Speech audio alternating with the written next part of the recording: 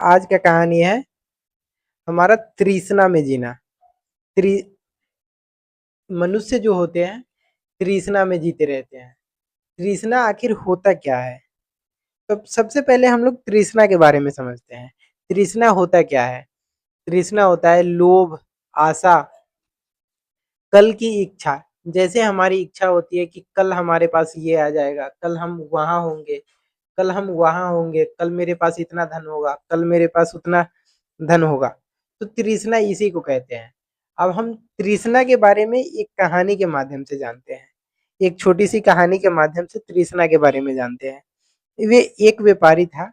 वह ट्रक में चावल के बोरे ले जा रहे थे। एक व्यापारी था जो ट्रक में अनाज ले जा रहा था, अनाज ले जा रहा था। तो उनका एक बोरा खिसक करके गिर गया।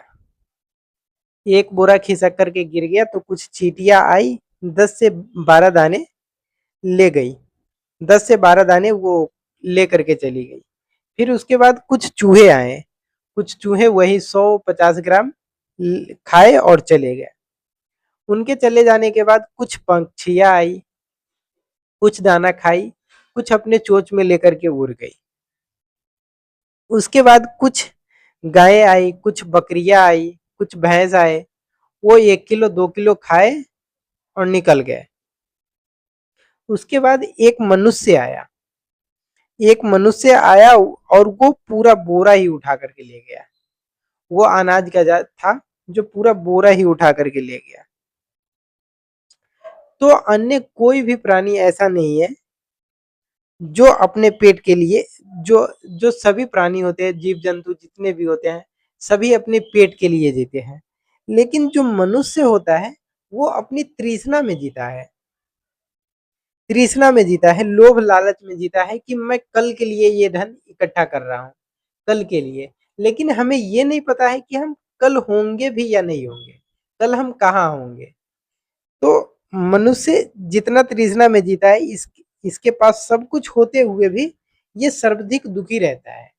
मनुष्य जो है सब कुछ होने के बाद भी सबसे ज्यादा दुखी मनुष्य ही रहता है, क्योंकि वो तृष्णा में जीता है, लालसा में जीता है।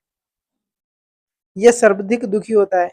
आवश्यकता के बाद भी इच्छा को रोकना चाहिए। हम लोगों को आवश्यकता के बाद इच्छा को रोकना चाहिए, अन्यथा यह नियंत्रित अनियंत्रित बढ़ती जाती है और दुख का कारण बनेगी। ये हम अपनी अगर इच्छा को रोके नहीं, सीमित नहीं किए, तो ये हमारा एक दुख का कारण बन जाता है। इसीलिए अपनी इच्छाओं को नियंत्रण में रखिए।